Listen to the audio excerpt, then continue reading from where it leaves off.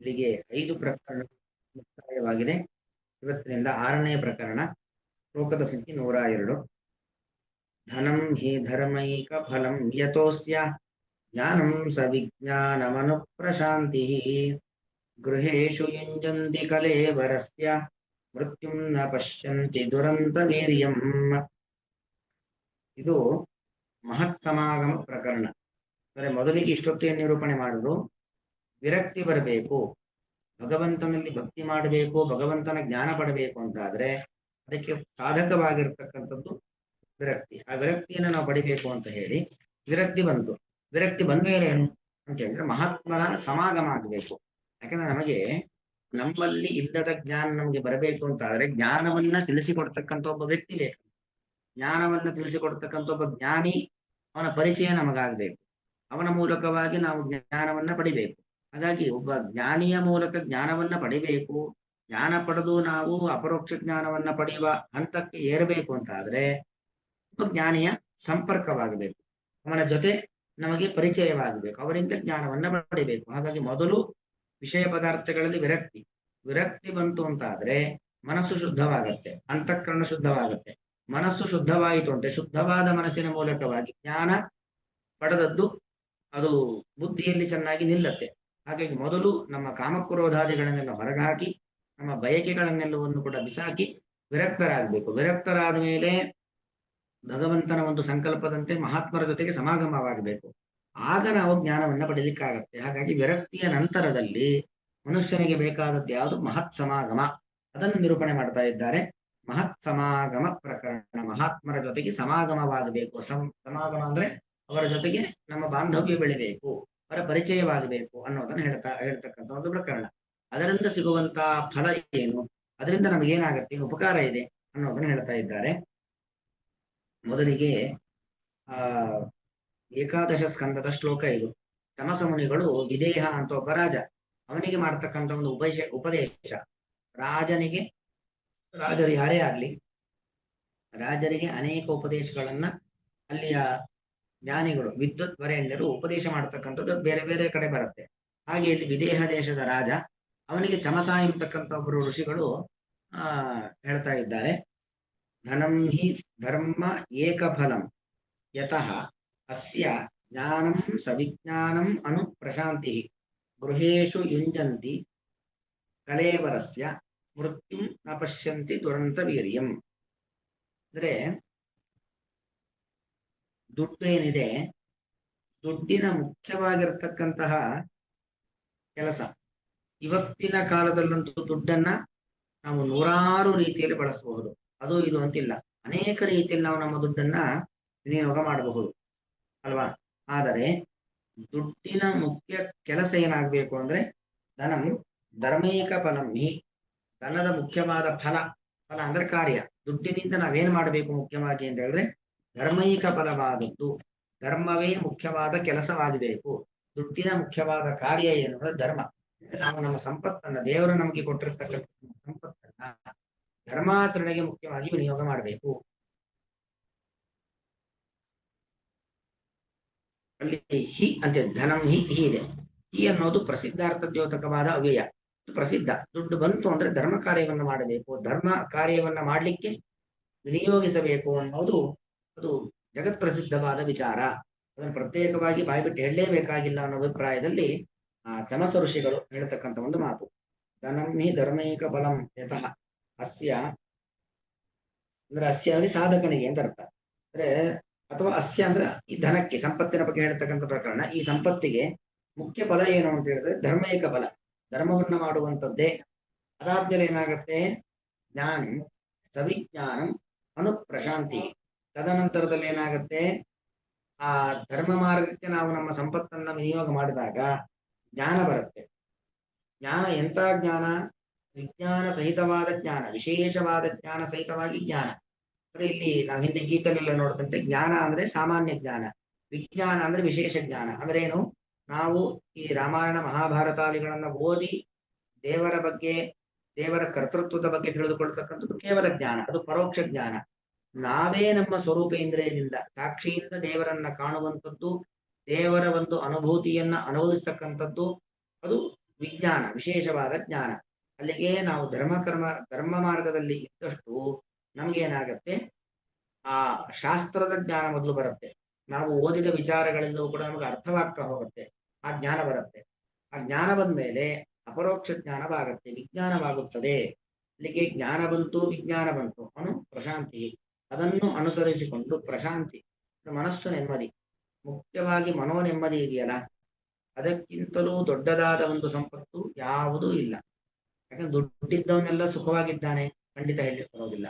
ಅಥವಾ ದುಡ್ಡಿಲ್ಲದೆ ಇದ್ದವರ ದುಃಖದಿಂದಿದ್ದಾರೆ, ಅದು ಕೂಡ ಇಲ್ಲ. ಮುಖ್ಯವಾಗಿ ಮನಸ್ಸು, ಮನ ಏವ ಕಾರಣ ಮನುಷ್ಯಾಣ ಬಂಧ ಮೋಕ್ಷಯೋ ಮನಸ್ಸಿಕ ಅಪರಿತುಷ್ಟೇ ಕೋರ್ಥವಾನ್ ಕೋದರಿದ್ರ. ಯಾರ ಮನಸ್ಸು ತೃಪ್ತವಾಗಿದೆಯೋ ಅವನೇ ನಿಜವಾಗಿರತಕ್ಕಂಥ ಧನಿಕ. ಹಾಗಾಗಿ ಮಾನಸಿಕವಾದ ಒಂದು ನೆಮ್ಮದಿ ಎಂಬುದು ಬೇಕಾಗಿರತಕ್ಕಂಥದ್ದು. ಮನಸ್ಸಿನ ಪ್ರಶಾಂತಿ, ಪ್ರಕೃಷ್ಟವಾದ ಶಾಂತಿ. ಅಂದ್ರೆ ಮನಸ್ಸು ನೆಮ್ಮದಿ ಇರುವಂತ ಒಂದು ಸಂದರ್ಭ ಅಂದ್ರೆ ಏನು, ಅದೇ ವೈರಾಗ್ಯ. ಯಾವುದೇ ಬಯಕೆಗಳಿಲ್ಲ, ಯಾವುದೇ ವ್ಯಾಮೋಹಗಳಿಲ್ಲ, ಯಾರ ಮೇಲೂ ಕಾಮಕ್ರೋಧಾದಿಗಳಿಲ್ಲ. ಅಂದ್ರೆ ಮನಸ್ಸು ಪ್ರಶಾಂತವಾಗಿದೆ. ಅಂದ್ರೆ ವೈರಾಗ್ಯದ ಫಲವೇ ಅದು ಮನಸ್ಸಿನ ಪ್ರಶಾಂತಿ, ಜ್ಞಾನದ ಫಲವೇ ಮನಸ್ಸಿನ ಪ್ರಶಾಂತಿ.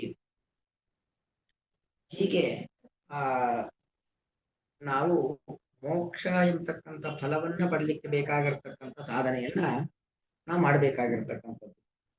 ಆದರೆ ದುರಂತವಾದ ಒಂದು ವೀರ್ಯ, ಅಲ್ಲಿ ದುರಂತ ಏನು ಅಂತ ಹೇಳಿದ್ರೆ, ಕಲೇವರಸ್ಯ ಗೃಹೇಶು ಯುಂಜಂತಿ. ಹೀಗಿರ್ಬೇಕು ನಮ್ಮ ಸಂಪತ್ತು ಅಂದ್ರೆ ಬರೀ ದುಡ್ಡಲ್ಲ, ಈ ದೇಹವೇ ಒಂದು ದೊಡ್ಡ ಸಂಪತ್ತು. ತತ್ರಾಪಿ ಜನ್ಮ ಶತಕೋಟಿಷು ಭೋದ್ವಿಜತ್ವಂ ಅಂತ. ಭುವಿ ಮಾನುಷತ್ವಂ ದುರ್ಲಭತರಂ ಮಾನುಷತ್ವಂ ಅಂತ. ಮನುಷ್ಯ ಜನ್ಮ ಬರುವಂಥದ್ದು ಅತ್ಯಂತ ದುರ್ಲಭವಾದದ್ದು. ಅಂದ್ರೆ ದೇವರು ನಮಗೆ ಕೊಟ್ಟಿದ್ದಾನೆ ಮನುಷ್ಯ ಜನ್ಮ, ದೊಡ್ಡ ಸಂಪತ್ತು ನಮ್ಮ ಕೈಲಿದೆ ಅಂತ ಅರ್ಥ. ಈ ಸಂಪತ್ತನ್ನ ಅಂದ್ರೆ ಈ ಮನುಷ್ಯ ದೇಹವನ್ನು ನಾವು ಸನ್ಮಾರ್ಗದಲ್ಲಿ ಇರ್ಲಿಕ್ಕೆ ಬಳಸ್ಕೊಳ್ಬೇಕು. ಆಗ ಸಂಪತ್ತಿನ ಸದ್ವಿನಿಯೋಗವಾಗತ್ತೆ. ಇಲ್ಲದೆ ಹೋದ್ರೆ ಸಂಪತ್ತಿನ ದುರ್ವಿನಿಯೋಗವಾಗತ್ತೆ. ಸಂಪತ್ತು ದುರ್ವಿನಿಯೋಗವಾಯಿತು ಅಂತ ಹೇಳಿದ್ರೆ ಅದು ಸಂಪೂರ್ಣವಾಗಿ ಏನಾಗುತ್ತೆ, ಸಂಪತ್ತು ನಮ್ಮನ್ನ ಹಾಳು ಮಾಡುತ್ತೆ. ಸಂಪತ್ತು ವ್ಯರ್ಥವಾಗಿ ಹೋಗ್ಬಿಡತ್ತೆ. ಯಾಕಂದ್ರೆ ಕಳೆದು ಹೋದದ್ದು ಮತ್ತೆ ಸಿಗೋದಿಲ್ಲ. ಹಾಗೆ ಕಳೆದು ಹೋದ ದೇಹ ಎಂಬ ಸಂಪತ್ತು ಮತ್ತೆ ಬರೋದಿಲ್ಲ. ಆದ್ರೆ ಇಲ್ಲೇನಾಗತ್ತೆ, ಗೃಹೇಶು ಕಲೇವರಸ್ಯ ಗೃಹೇಶು ಯುಂಜಂತಿ. ಕಲೇವರ ಅಂದ್ರೆ ಈ ದೇಹ ಅಂತ ಅರ್ಥ. ಕಲಾ ಅಂದ್ರೆ ಶುಕ್ರ ಶೋಣಿತಗಳ ಸಂಬಂಧ.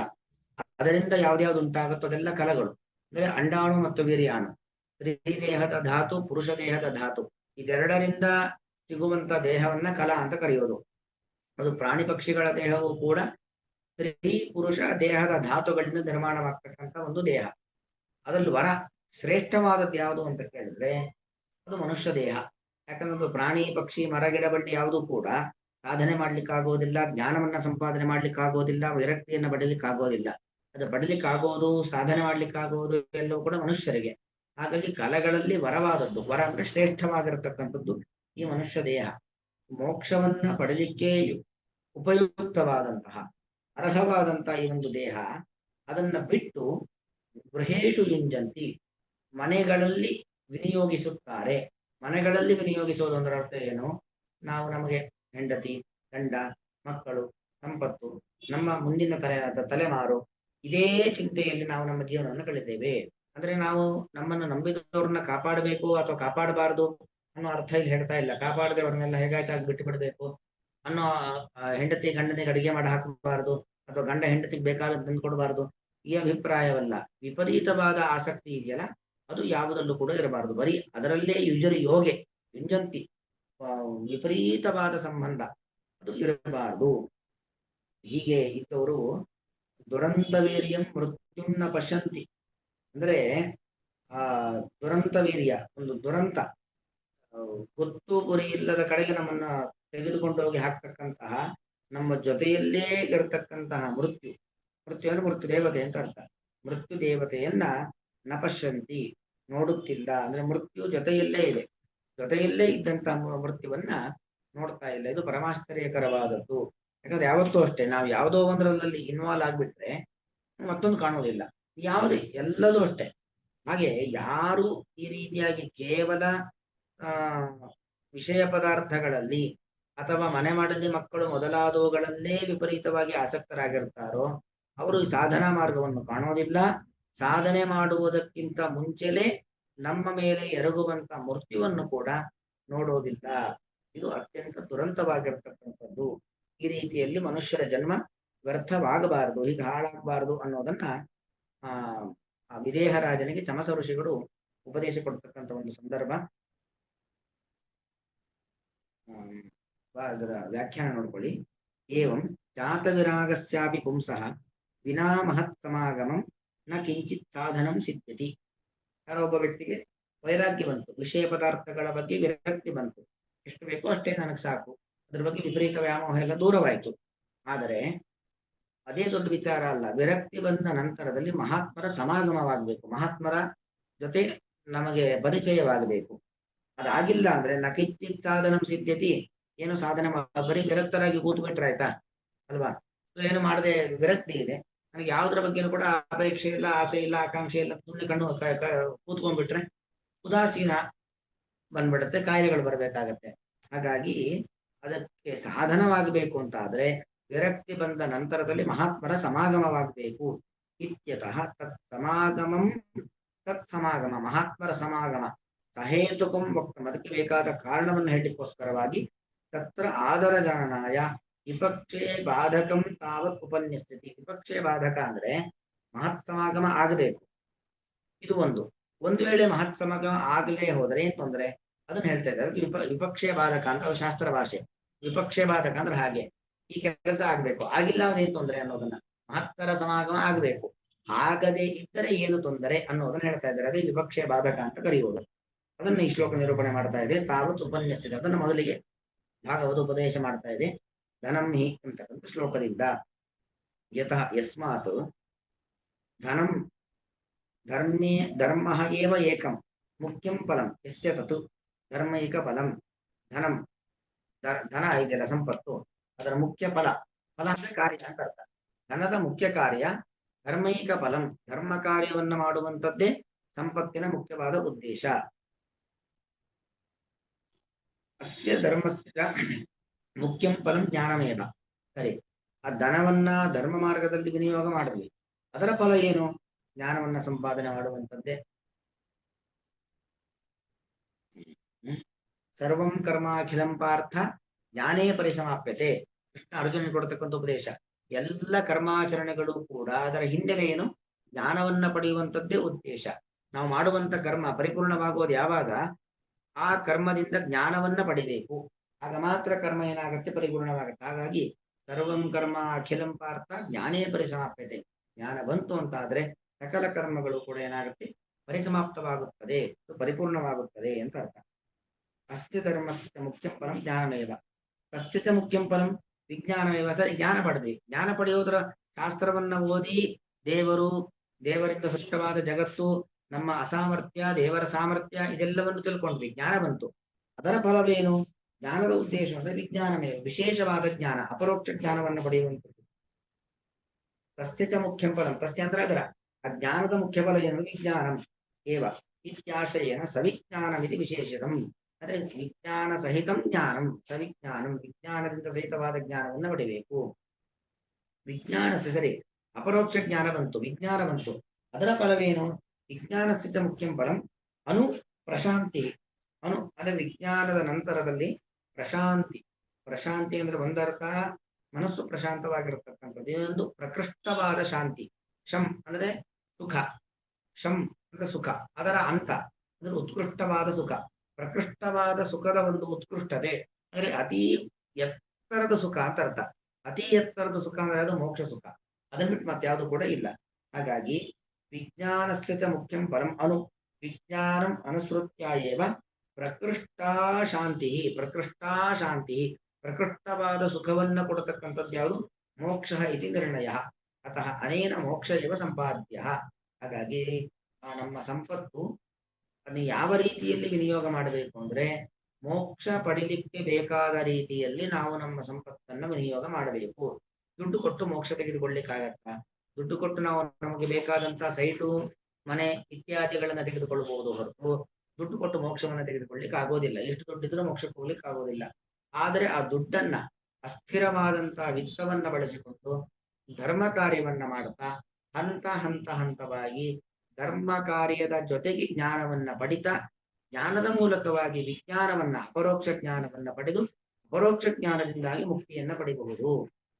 ಅತಃ ಅನೇನ ಮೋಕ್ಷ ಏವ ಸಂಪಾದ್ಯ. ಅನೇನ ಅಂದ್ರೆ ಈ ಸಾಧಕ ಜೀವಿಯಿಂದ ಮುಖ್ಯವಾಗಿ ಏನು ಸಾಧಿಸಲ್ಪಡಬೇಕು, ಏನನ್ನ ಪಡಲಿಕ್ಕೆ ಪ್ರಯತ್ನ ಮಾಡಬೇಕು ಅಂದ್ರೆ ಮೋಕ್ಷವನ್ನ ಪಡಲಿಕ್ಕೆ ಪ್ರಯತ್ನ ಮಾಡಬೇಕು. ಏವಂ ಉಪದೇಶಕಾಣ ಮಹತಾಂ ಸಮಾಗಮ ಭಾವೆ. ಇದನ್ನೆಲ್ಲ ನಮ್ಗೆ ಹೇಳ್ಕೊಡ್ಲಿಕ್ಕೆ ಒಬ್ಬರು ಮಹಾತ್ಮರು ಬೇಕು, ಮಾರ್ಗದರ್ಶಕರು ಬೇಕು. ಅವರ ಸಮಾಗಮ ಆಗದೆ ಹೋಗ್ಬಿಟ್ರೆ ಈದೃಶಂ ಮಹಾಫಲ ಸಾಧನಮಪಿ ಧನ. ನೋಡಿ, ಸಂಪತ್ತಿನಿಂದ ಇಷ್ಟು ದೊಡ್ಡ ಫಲ ಸಿಗೋದಿದೆ. ಏನದು ಫಲ? ಮೋಕ್ಷ ಫಲ. ಯಾಕಂದ್ರೆ ನಾವು ದುಡ್ಡು ಕೊಟ್ಟು ಸುಖ ಕೊಂಡುಕೊಳ್ಳಿಕ್ಕೆ ಆಗೋದಿಲ್ಲ.